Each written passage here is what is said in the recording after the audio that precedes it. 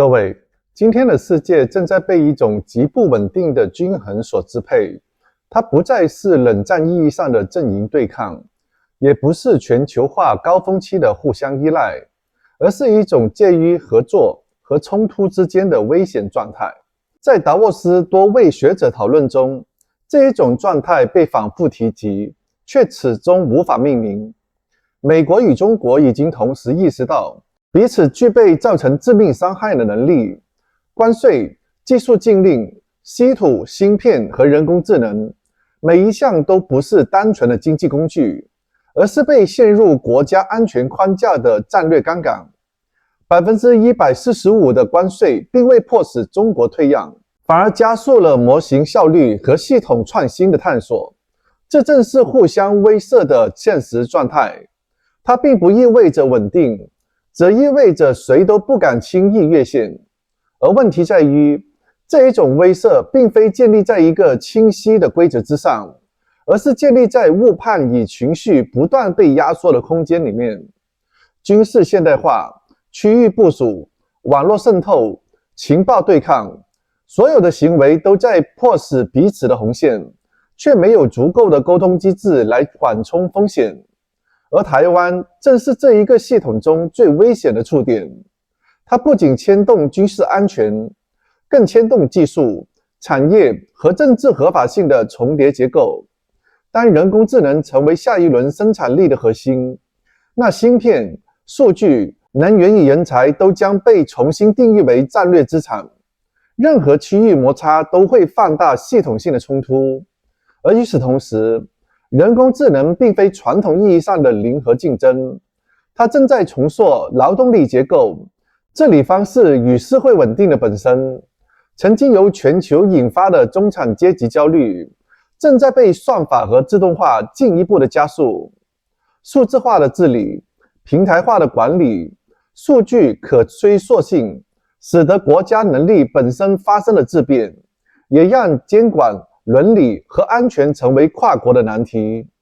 在这一场变局中，一个被频繁忽视的事实正在浮现：冲突并非源自于单一行为，而是源自于双方对彼此战略意图的长期误读。当沟通被政治化，当对话被舆论绑架，任何偶发的事件都有可能演变为无法逆转的升级。历史经验显示，大国的竞争真正危险的时刻，并非是对抗最激烈的时候，而是双方都自信对方会克制的阶段。缺乏了稳定的机制威慑，双方只是在扔骰子，赌下一次不会出事。那今天的挑战不在于达成终极的共识，而是在于建立能够降低误判概率的管理结构。在竞争不可避免的前提下，找到可控的边界，让技术、军事与外交不至于同时失控。所以这并不浪漫，却有可能是唯一现实的选择。让我们看一下视频。I agree completely with my colleague that if we look at 26 and you look at Xi's agenda and Trump's agenda, and you look at the experiences that they had in 25, where Trump basically tried to crush China with 145% tariffs. So again, bully somebody that you can. And it turned out that Xi was not prepared to be bullied, and Xi tightened control of the supply line for rare earth products, threatening basically the American economy. And the two parties recognized we're entangled in a way that we're going to have to find a way to work together. And that's in the other realms of strategy would be called mutual deterrence. Yes, a mutual deterrence in which each of us can do significant harm to each other has a certain stabilizing effect. Remember, it's because each are threatening to do something pretty horrible. Yeah. So it's not a desirable state. It's more desirable than having confrontations. And it certainly reflects, I think, in this instance, some more realism in Washington about China now as essentially a full-scale economic peer. And you can hear this criticism for people that don't want to wake up to that, criticizing Trump for being chickening out. So TACO became even a favorite acronym. Trump always chickens out. Trump doesn't always chicken out. He only chickens out when confronting a stone wall or an equally serious opponent who can do as much damage to him as he can do to them. So I'd say what's the difference between the way he treats the Chinese and the way he's treating the Europeans? Senator Coons, do you have a view? I think it's important to stay clear-eyed that there are a significant number of tensions in the underlying relationship. Yes, we are economically very closely intertwined, more so than we've been with any other adversary. But increasingly aggressive PRC actions against and around the South China Sea,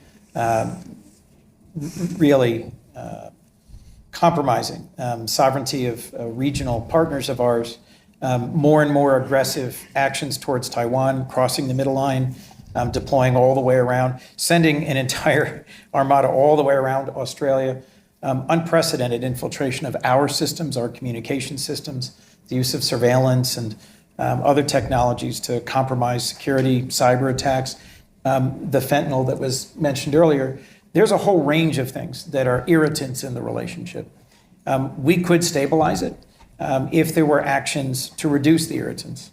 I didn't even mention decades of intellectual property theft.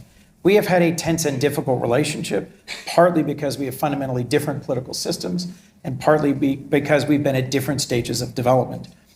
We are now economic peers and increasingly security peers. I'm always mindful that Xi Jinping has directed the PLA to be ready to take Taiwan by force if necessary next year. The United States has invested a huge amount in modernizing military platforms that are specifically relevant to conflict in the Pacific. PRC is engaged in massive modernization across every possible domain, from space to nuclear to air to naval. And we need to do more to avoid that conflict. I don't think we've deconflicted the possibility of accidents. When I was last flying over the South China Sea with Senator Ricketts on a bipartisan trip, it is clear that there is constant tension and risks for misunderstandings and mistakes, and there aren't enough lines of communication between our militaries. There aren't enough lines of understanding between our political leadership. There is widespread grievance on the part of Americans about the economic consequences for our middle class of globalization. Some of this is China's fault, much of it is not. But it nonetheless drives a political narrative here in the United States that means we are investing heavily in both trying to bring manufacturing back to the United States and being able to be clear that if there is a conflict to come, that we want to be prepared to win it.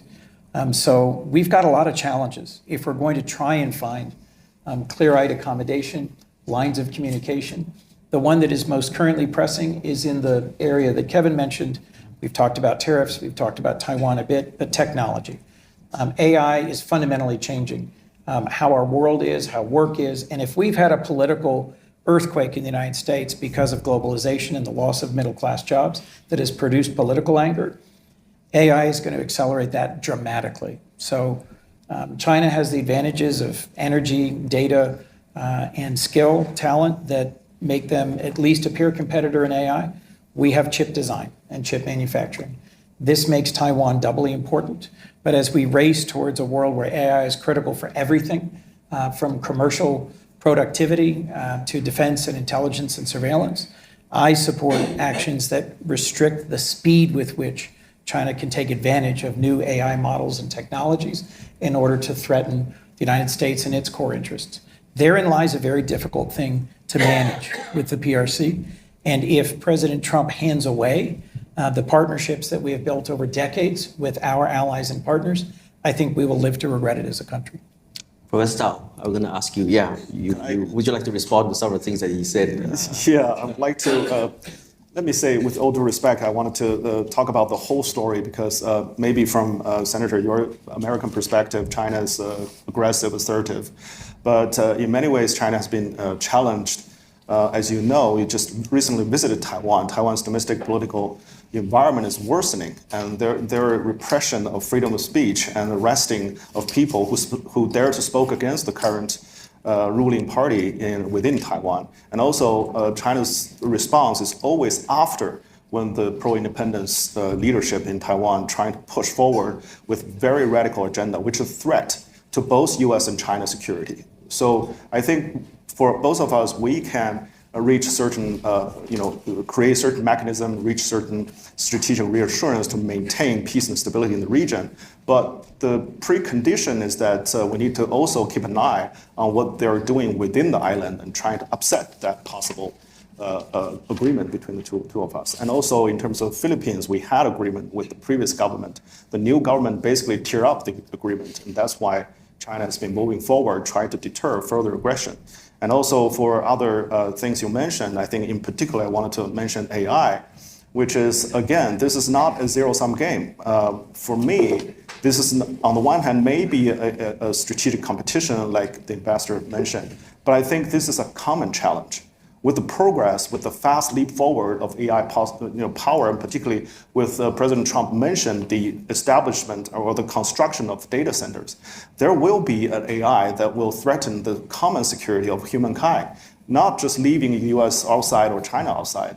So I think at this particular moment, we should reestablish government, and also people-to-people talks on how to regulate AI, how to minimize its negative impact on both of our societies, and how to move forward with a constructive power of AI and try to control it. Kevin, before I turn the floor to questions, I'm sure you got responses and reactions to what you've heard so far. No, we Australians are naturally quiet and conservative in what we're saying. A few quick observations. One, I think we become obsessed in the collective West with endpoints as opposed to management mechanisms on the way through.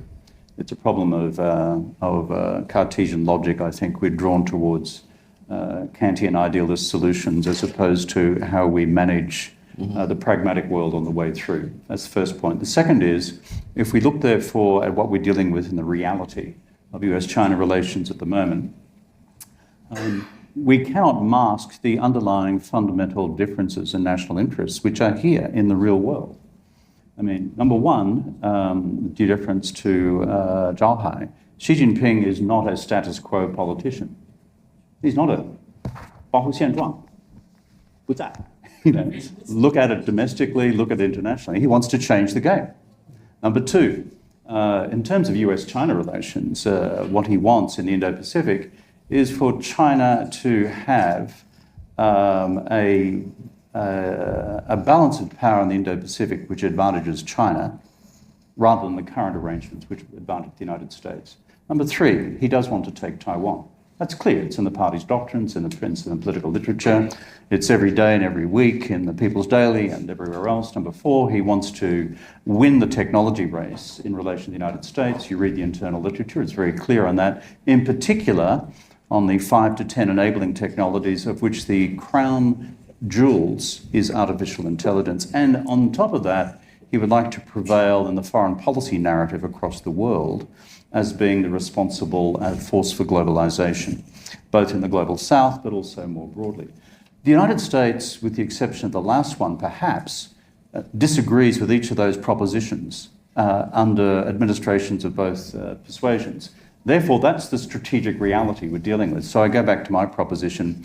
Endpoints in trying to achieve a magical consensus about those will not happen. You can either have a management mechanism which reduces the risk of crisis, conflict and war on the way through, anchored in deterrence, and as Graham said, from the Chinese lens, mutual deterrence perhaps, but certainly from the US and allied perspective, deterrence in order to preserve the strategic status quo.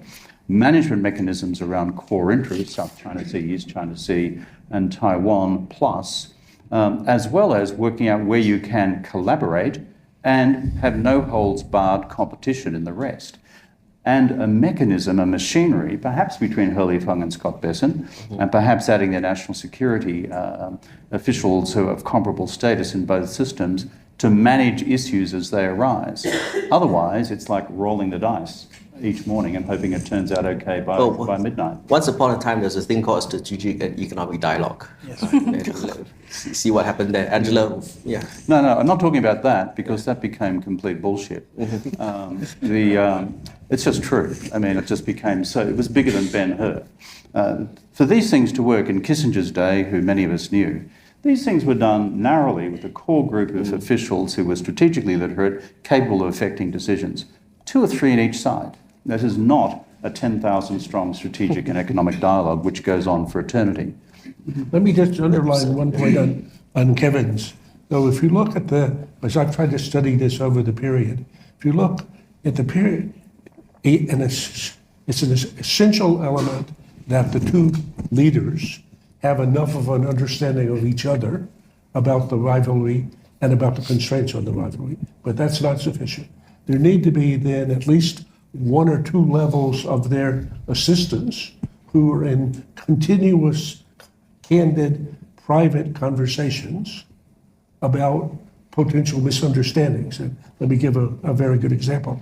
In the Biden administration, Jake Sullivan, the National Security Advisor, and the Foreign Minister Wang Yi came to have a good enough communication network that whenever something was about to happen, they would talk about it and talk about it in advance so they're not surprising each other, and even talk about how it could be managed. So if you look at the difference between the Pelosi visit to Taiwan, which was a reckless action in my view by Speaker Pelosi, and in any case then produced a year of very bad relations between the U.S., and the alternative example, which was the transit arrangement for President Lai. In the second case, the two governments privately talked in advance about how this could be disturbing to the two big guys, understanding that for them, President Lai and Taiwan is a threat to produce an incident that would produce something that they don't want. So that's called diplomacy in a world that works well. And unfortunately, that has been slowed developing in the current relationship. Yeah, I just have a very quick reaction to the other speakers here. What I observe in the US-China power dynamics is that extremely fluid, right? So one country's strength can become its weakness, and the other country's weakness can become its strength. Right? Take an example of the chip ban, right? I mean, so because of the chip ban, the Chinese firm were not able to, have access to abundant chips to train the models, but then that actually also forced them to become more innovative and more efficient in training the AI models, right? I mean, hence there's emergence of DeepSeek that completely changed the technological landscape in China, and so that brings back a lot of confidence for the Chinese economy, right? And very recently, the Trump administration decided to relax control of the H-200 to China, and despite a lot of criticisms in Washington, D.C., thinking, look, I mean, you are selling nuclear weapon to the Chinese, right? I mean, however, look at how the Chinese respond. The Chinese doesn't seem very keen to buy these chips anymore, right? So could you imagine that one day there is a scenario that America actually want China to buy its chips, just like how it want it to buy soybeans? It's not a joke. But they are wildly we different have, in terms of their strategic consequences. We have a lot of food for thought. So yeah, can I open up to questions? And when the mic comes to you, just identify yourselves, please. And then I address your questions. Me there first, and then the next one in front. Thank you very much. I'm the journalist from China's Caixin Media. And in today's delegation, today's panel, we've mentioned Taiwan so many times. But tonight, in this afternoon, I think the focus in the Congress hall is actually the Greenland. So my question is that to what extent the potential transfer of control or sovereignty of Greenland can have a potential collateral or chain effect to the potential solution of the Taiwan issues? Or just following what Professor Allison has said, if the two big countries and the two troops do not have the voluntary intention to have a direct clash with each other, would it be possible for, during the remaining 3 years of Trump's presidency, would it be possible for Beijing and Washington to reach some diplomatic tacit on Taiwan? One, to say Beijing will not block U.S. effort to transplant at least 40% of the manufacturing of the advanced the chips to the U.S. Locally, but the U.S. will give Beijing an ultimate say on Taiwan's political future, or at least to let Beijing could be able to establish some guardrail for Taiwan's political choice. Yeah. Who would you like to answer the question? Otherwise, maybe I'll get Professor Zhao first. Yeah, and Ambassador Rod and Professor Allison, please. Well, I would say maybe Professor Zhao first, and then one thing for certain, at least for me so far, I have a game with one of my colleagues on this. there's almost nothing that you can say that you come to me and you say, President Trump said this. And I say, it's impossible. It's inconceivable. This couldn't have happened.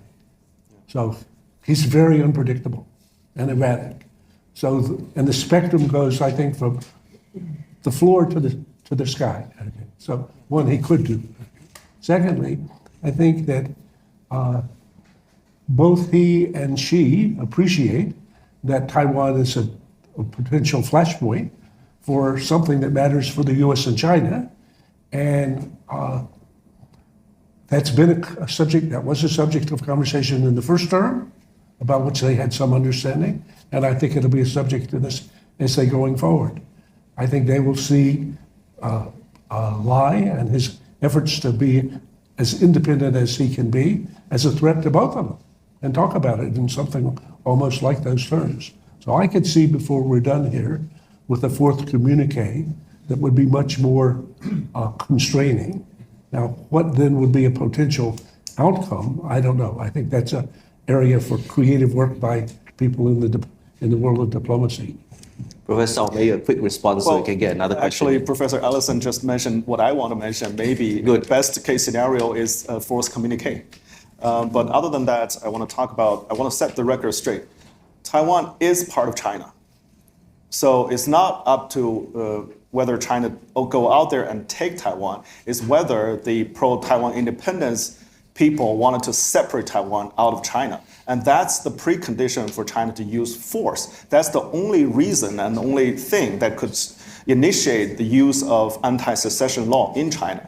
And all the documents, historical documents, point to and guarantee that Taiwan is part of China in terms of unified sovereignty. So I just want to say that. So because of that, whether previously when people wanted to use the precedent of U.S. kidnapping the president of Maduro from Venezuela, or the transfer of sovereignty of Greenland whatsoever, it's not comparable to the Taiwan issue because, again, this is not a separate entity, separate sovereignty issue.